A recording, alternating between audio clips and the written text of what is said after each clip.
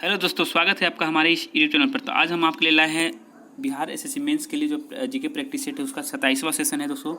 और इसमें भी 50 क्वेश्चन को रखा गया है। बहुत ही मोस्ट इंपॉर्टेंट क्वेश्चन है, तो इस चैनल से जुड़े रहिएगा। और जो भी इस चैनल पर नए भी हैं वो चैनल को सब्सक्राइब कर लीजिए और बेल आइकन दबा दीजिएगा। और साथ ही हमारे जितने भी वीडियो हैं उन सभी को देखते रहिएगा दोस्तों। तो चलिए स्टार्ट करते हैं आज का सेशन। तो पहला प्रश्न क्या है? पहला प्रश्न है, निम्नलिखित में से कौन एक मनुष्य का सामान्य रुधिर दाब माना जाता है? ठीक है, तो बताइएगा दोस्तों इसका सही आंसर। तो इसका सही आंसर होगा ऑप्शन नंबर सी। अगर आपने सुना है तो बिल्कुल राइट आंसर है। 120/80 mm पारे के स्तर का होता है। और इसको मापा किस में जाता है दोस्तों? तो स्फिग्नोमैनोमीटर द्वारा जो है मापा जाता है। ठीक है, इस बात का आप ख्याल रखिएगा। अगला प्रश्न है कि विशेषता औरतों में अरक्तता का सामान्य स्वास्थ्य की समस्या है। भारत में अरक्तता निम्नलिखित में से किसकी कमी के कारण होता है? यानी कि ब्लड की कमी की बात करें दोस्तों, तो इसका सही आंसर होगा ऑप्शन नंबर बी। अगर आपने चुना है तो बिल्कुल राइट आंसर है। लोहे की कमी के कारण ये जो रक्त या फिर ब्लड की कमी आती है। ठीक है, अगला प्रश्न है दोस्तों कि मानवों के लिए विटामिन डी का मुख्य स्रोत क्या है? तो ये सभी को पता है। इसका सही आंसर होगा ऑप्शन नंबर डी, सूर्य के प्रकाश। ठीक है, सूर्य के प्रकाश में विटामिन डी मिलती है। और विटामिन डी देखिए कैसे मिलता है, त्वचा के निचले हिस्से में जो है दोस्तों संश्लेषित होती है। ठीक है, अगला प्रश्न है कि किसी क्षेत्र में जलवायु का निम्नलिखित में से कौन सा एक महत्वपूर्ण कारक नहीं है? तो इसका आंसर क्या होगा? देखिए यहाँ पे अक्षांश है, अक्षांश से जलवायु के अंदर चेंजिंग आती है। तुंगता यानी ऊंचाई है, इसको बोलते हैं। फिर समुद्र की दूरी से भी आती है दोस्तों। लेकिन यहाँ पे ऑप्शन नंबर बी की बात करें तो देशांतर का उतना ज़्यादा प्रभाव नहीं पड़ता है, उतना इफेक्ट नहीं पड़ता है। ठीक है, तो इसको हम मान लेते हैं ऑप्शन नंबर 20। ठीक है, चलिए अगले प्रश्न की तरफ बढ़ते हैं दोस्तों कि बक्सर के युद्ध में ब्रिटिश साम्राज्य के विरुद्ध लड़ने वाले गठबंधन में निम्नलिखित में से कौन शामिल नहीं था? तो देखिए दोस्तों, ये जो बक्सर का युद्ध हुआ था 1764 में 22 अक्टूबर को हुआ था। ठीक है, 22 अक्टूबर 1764 को हुआ था दोस्तों। तो इसमें देखिए एक तरफ कौन थे दोस्तों? एक तरफ थे मुगल सम्राट शाह आलम, अवध के नवाब सिराजुद्दौला और मीर कासिम। लेकिन उनके साथ जो थे अगले में अंग्रेज थे दोस्तों, अपोजिट में। और अंग्रेजों का साथ दिया था मीर जाफर। ठीक है, तो यहाँ पे ऑप्शन नंबर बी अगर आपने चुना है तो बिल्कुल राइट आंसर दोस्तों। ये तीनों एक साथ मिलकर लड़े थे, लेकिन ये नहीं था संग में। ठीक है, और मीर जाफर को ही बंगाल का नवाब बनाया गया था लास्ट में। देखिए दोस्तों, अगले क्वेश्चन की तरफ बढ़ते हैं कि थियोसॉफिकल सोसाइटी में निम्नलिखित में से किसने थियोसॉफिकल सोसाइटी की स्थापना की? ठीक है, तो इसका सही आंसर अगर आपने ऑप्शन नंबर बी चुना है तो बिल्कुल राइट आंसर दोस्तों मदाम यानी मैडम है, मैडम ब्लावत्सकी। ठीक है, ये थे। और इसके साथ एक और थे दोस्तों, कर्नल अलकाट, जो न्यूयॉर्क से हैं। ठीक है, कर्नल अलकाट ने मिलकर किया था। कब किया था दोस्तों? 1875 की बात कर रहा हूँ मैं। ठीक है, और इंडिया में 1886 ईस्वी में इसको स्थापना किया गया था। कहाँ? तो अड्यार में। ठीक है, चलिए अगले प्रश्न पर बढ़ते हैं। प्रश्न है दोस्तों कि प्रश्न है कि 1866 में दादा भाई नौरोजी द्वारा निम्नलिखित में से किस एक शहर में ईस्ट इंडिया एसोसिएशन की स्थापना की गई? ठीक है, तो बताइएगा इसका सही आंसर। तो इसका सही आंसर दोस्तों ऑप्शन नंबर अगर आपने बी चुना है तो बिल्कुल राइट आंसर दोस्तों, लंदन में। ठीक है, कब किया गया दोस्तों? 1866 ईस्वी में किया गया था। चलिए अगले प्रश्न पर बढ़ते हैं। प्रश्न है कि निम्नलिखित में से किस एक अधिवेशन में भारतीय राष्ट्रीय कांग्रेस का नरम दल एवं गर्म दल में विभाजन हुआ था? तो इसका सही आंसर अगर आपने ऑप्शन नंबर सी चुना है तो बिल्कुल राइट आंसर दोस्तों 1907 के सूरत अधिवेशन में। ठीक है, ये दो दलों में विभाजित हुए थे और एक दल गर्म दल और दूसरा दल नरम दल बन गया था दोस्तों। तो गर्म दल की बात करें तो गर्म दल में लाल बाल पाल यानी लाला लाजपत राय, बिपिन चंद्र पाल और बाल गंगाधर तिलक थे। जबकि नरम दल की बात करें दोस्तों तो वहाँ पे आपको दादा भाई नौरोजी, गोपाल कृष्ण गोखले और व्योमेश चंद्र बनर्जी थे। ठीक है, प्रश्न है दोस्तों, प्रोफेसर मोहम्मद यूनुस निम्नलिखित क्षेत्रों में से एक में विख्यात हैं। तो बताइएगा किस में विख्यात है?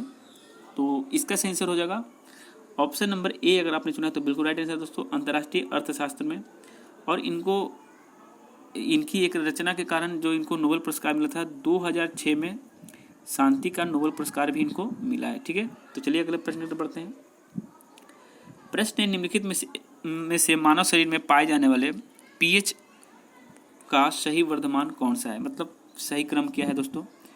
तो इसका सही आंसर क्या होगा? इसका सही आंसर होगा दोस्तों ऑप्शन नंबर अगर आपने ए चुना है तो बिल्कुल राइट आंसर दोस्तों। एक है देखिए जठर रस, फिर लार, फिर उसके बाद रक्त। ठीक है, तो जठर रस का आपका वैल्यू बात करें दोस्तों 4.5 से लेकर 5 तक होता है। और लार की बात करें दोस्तों 6.5 से लेकर के 7.2 तक होता है। और आपको रक्त का पता है दोस्तों 7.4 होता है। तो इस तरह से जठर मतलब पीएच मान की जो वैल्यू है, ठीक है। तो चलिए अगले प्रश्न पर बढ़ते हैं।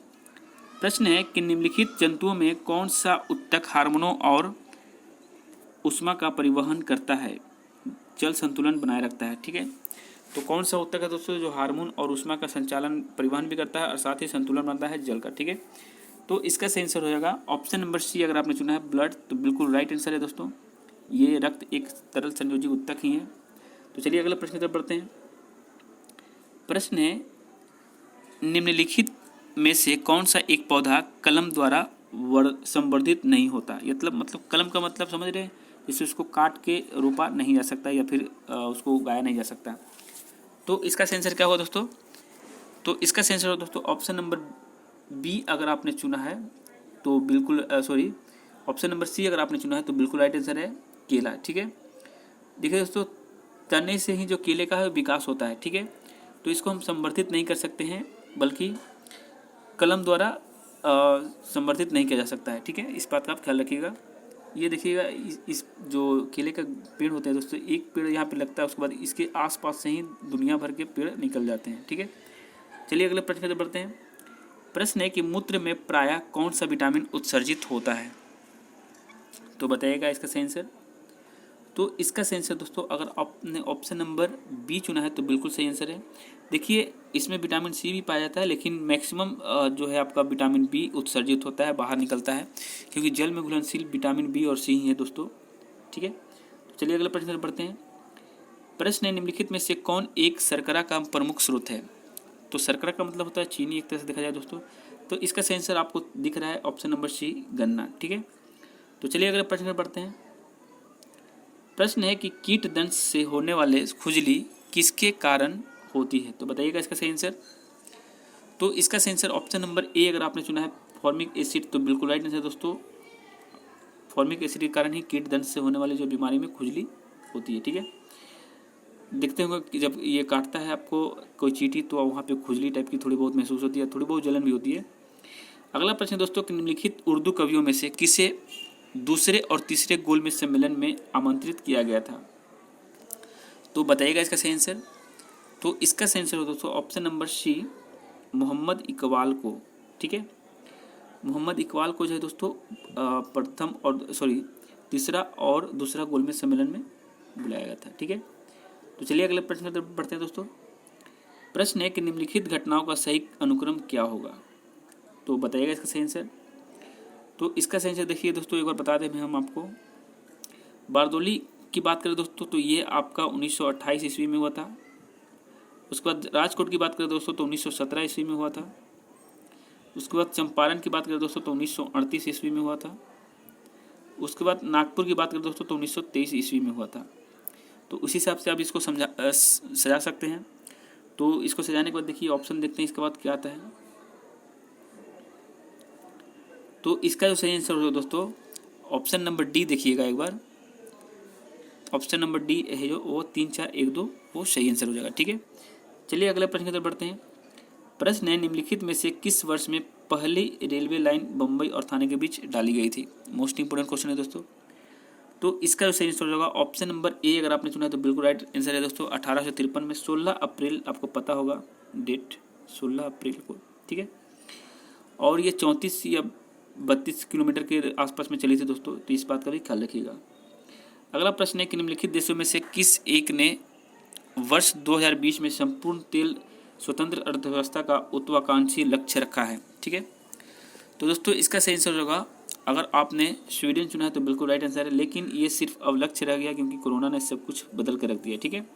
तो चलिए अगले प्रश्न पर पढ़ते हैं। प्रश्न है कोर्टेक्स जनरल निम्नलिखित देशों में से किस एक की पार्लियामेंट है, ठीक है। तो बताएंगे इसका सही आंसर। तो इसका सही आंसर ऑप्शन नंबर बी अगर चुना है स्पेन, तो बिल्कुल राइट आंसर है दोस्तों।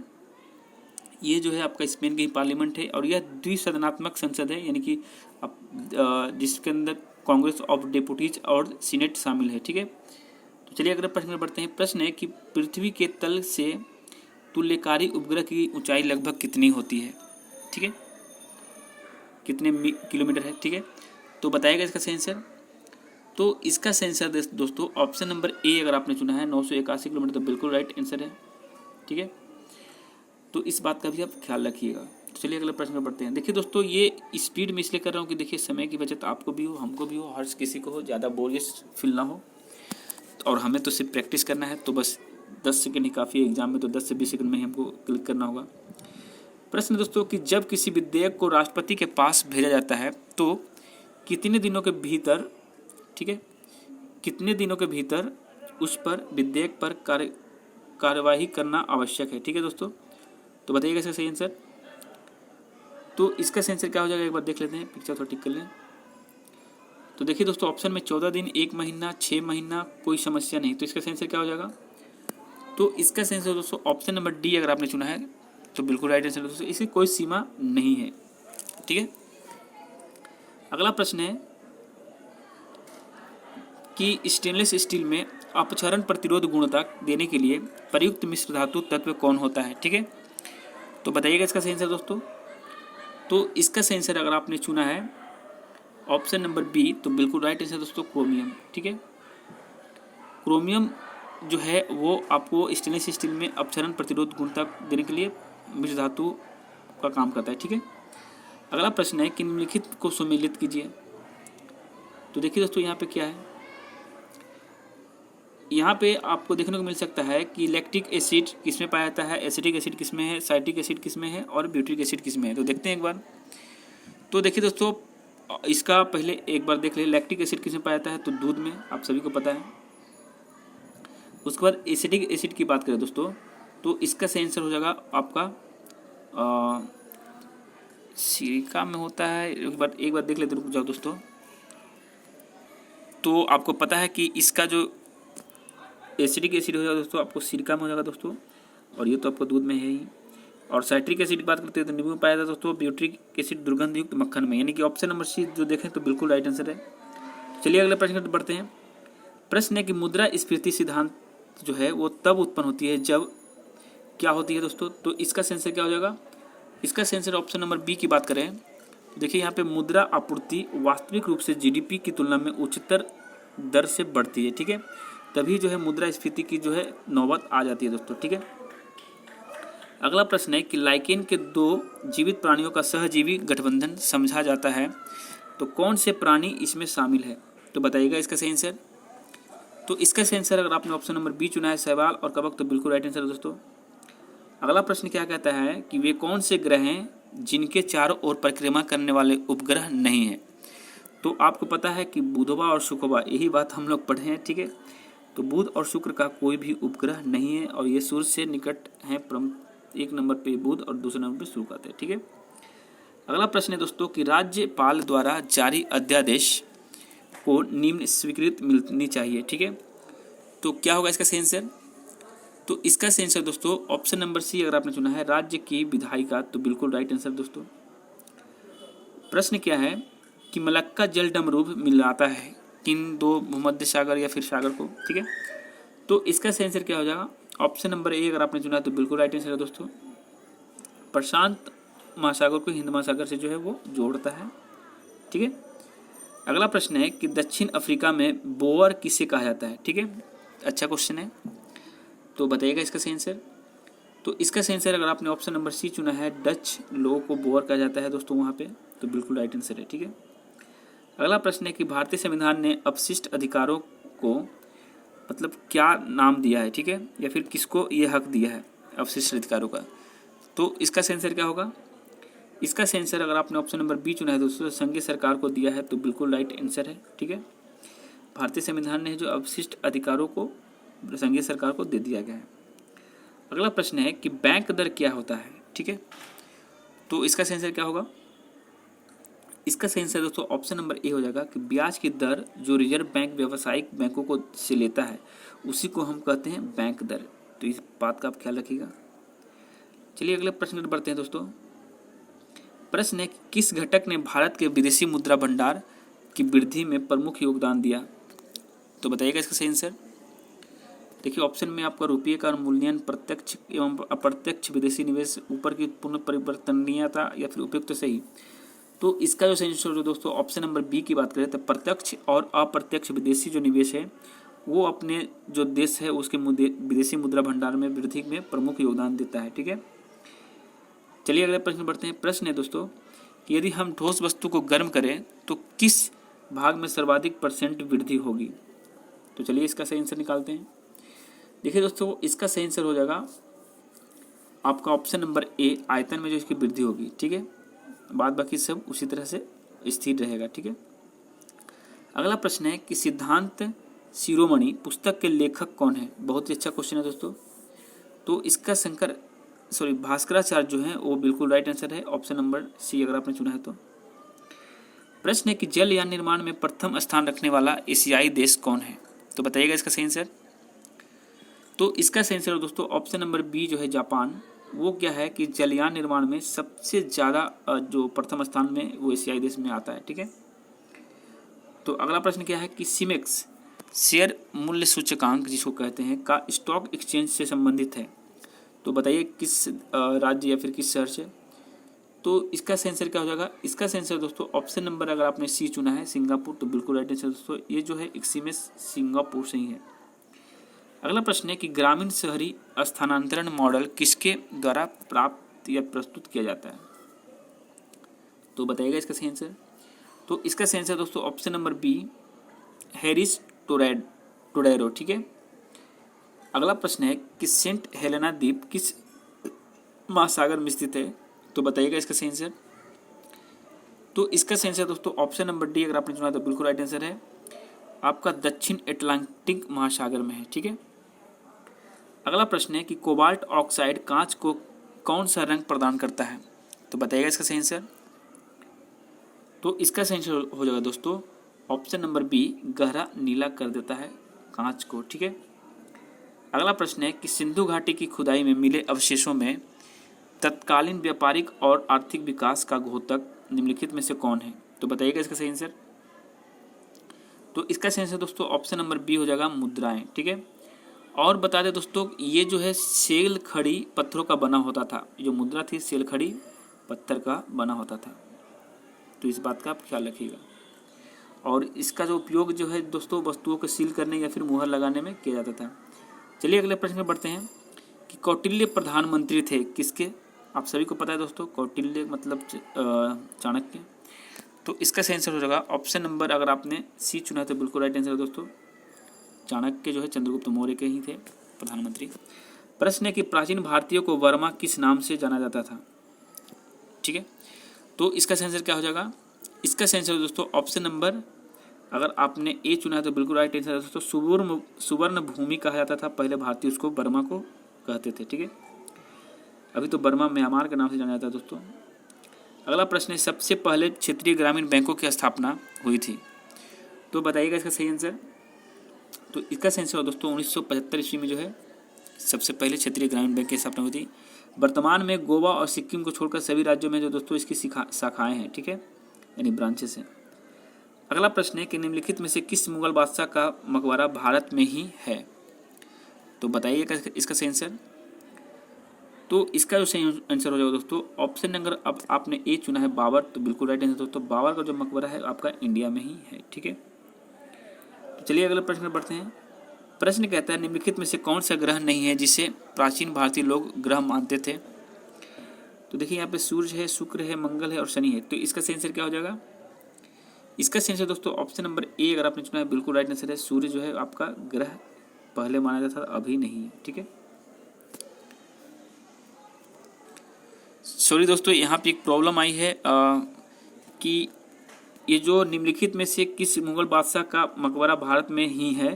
तो इसका सही आंसर दोस्तों हुमायूं का मकबरा है, जिसके ऊपर हाल फिलहाल में बहुत सारे चर्चे हुए थे दोस्तों, जहाँ पे दारा सिकोह का भी मकबरा खोजा जा रहा था। आप लोग देखे होंगे इस न्यूज़ को भी। तो ये आपका यहीं पे है, दिल्ली में ही पड़ता है। ठीक है, तो चलिए अगले प्रश्न पर बढ़ते हैं। प्रश्न है कि माइकल फरेरा का नाम किससे जुड़ा हुआ है। तो बताइएगा इसका सही आंसर। तो इसका सही आंसर दोस्तों ऑप्शन नंबर ए बिलियर्ड्स से जुड़ा हुआ है। ठीक है, इस बात का आप ख्याल रखिएगा। तो चलिए अगले प्रश्न पर बढ़ते हैं। प्रश्न यदि वस्तु की चाल आधी कर दी जाए तो गतिज ऊर्जा क्या होगी। तो देखिए दोस्तों गतिज ऊर्जा की फॉर्मूला होता है एक तो हाफ mv², ठीक है। तो यहाँ पे बोला गया है कि अगर वस्तु की चाल आधी कर दी, यानी कि यहाँ पे मान लीजिए 2 था, ठीक है, तो 2 का हम 4 कर देते हैं, अब इसको आधा कर देंगे यानी कि 1 कर देंगे दोस्तों, तो हमारा कितना कम जाने वाला है, तो आपको पता है दोस्तों यहाँ पे 1/4 कमने वाला है। तो इसका आंसर क्या हो जाएगा, तो इसका आंसर दोस्तों ऑप्शन नंबर, अगर आपने सी चुना है तो बिल्कुल राइट आंसर है दोस्तों, ठीक है। और आज का आखिरी क्वेश्चन है दोस्तों, उसके बाद थोड़ा सा रुकिएगा, आपसे कुछ इंपॉर्टेंट बातें करनी है। क्वेश्चन है कि कार की हेडलाइट में निम्नलिखित दर्पण का प्रयोग किया जाता है, ठीक है। तो इसका आंसर क्या हो जाएगा, इसका आंसर हो दोस्तों ऑप्शन नंबर सी जो है आपका पर वलयाकार अवतल दर्पण का प्रयोग किया जाता है। तो इस बात का आप ख्याल रखिएगा। तो ये तो हो गया आपका आज का दोस्तों सेट। अब हम आपसे इम्पोर्टेंट बातें कुछ करेंगे, वो बातें क्या है, देखिए आज जो एक नोटिस आई थी जिसके रिगार्डिंग हमें ये पता चला कि अब 29 मई तक फॉर्म फिलअप होंगे, यानी कि जाहिर सी बात है कि पूरा मई आपका फॉर्म फिलअप में चला गया। तो अब एग्ज़ाम के बारे में बात करें तो देखिए दोस्तों, जब तक लॉकडाउन पूरी तरह से ख़त्म नहीं होता है पूरे देश भर में, तब तक एग्ज़ाम नहीं होगी। और एग्ज़ाम अगर होती भी है तो जून जुलाई के बाद ही होगी, यानी कि अगस्त में होने की संभावना बनती है दोस्तों अब। तो ऐसे में आपको तैयारी छोड़नी नहीं है, ये नहीं कि भाई इस साल नहीं होगा। बहुत सारे कमेंट्स आ रहे थे ये साल एग्ज़ाम नहीं होगा, अगला साल होगा, 2021 में होगा। तो देखिए ये सब भ्रम में मत जीजिए, जब होगा तब होगा, लेकिन हमें तैयारी एकदम रेगुलर करनी है, क्योंकि एक बार ये हाथ से निकल गया ये चांस, ठीक है, तो मैं गारंटी देता हूँ कि बहुत कम ही चांस है कि कोई वैकेंसी फिर दोबारा से आएगी और बड़े लेवल पे आएगी, ठीक है। और कंपटीशन आप देख ही रहे हैं, अब बेरोजगारी और दिन पर दिन बढ़ते ही जा रहा है और बढ़ेगा भी। तो आप लोग पूरी दम लगा करके तैयारी कीजिए दोस्तों। हमसे कुछ गलतियां होती है तो आप हमें समझाइए, हमें आप बताइए, हम उस पर सुधार करने का कोशिश करेंगे, लेकिन इस बार आप सभी को पार लगा देंगे, ठीक है। तो अगर आपको हमारी वीडियो से थोड़ी बहुत हेल्प मिलती है तो एक लाइक करके जाइएगा। और इसी के साथ वक्तव्य जो अपना समाप्त करते हैं। पूरी वीडियो ज़रूर देखिएगा दोस्तों, पूरी वीडियो देखने में क्या जाता है, आपको पूरा वीडियो देखिए। 10 क्वेश्चन अगर आप सही भी कर लेते हैं तो अच्छी बात है, कुछ तो आपको सीख मिल ही रही है, क्योंकि पेपर तो देखिए मैं खुद से लिखता नहीं हूँ, ये क्वेश्चन तो आपको प्रीवियस ईयर के ही हैं किसी भी न किसी बुक से, तो प्लीज़ इस बात को आप समझिएगा। तो इसी के साथ वक्तव्य समाप्त करते हैं। जय हिंद, जय भारत, ठीक है।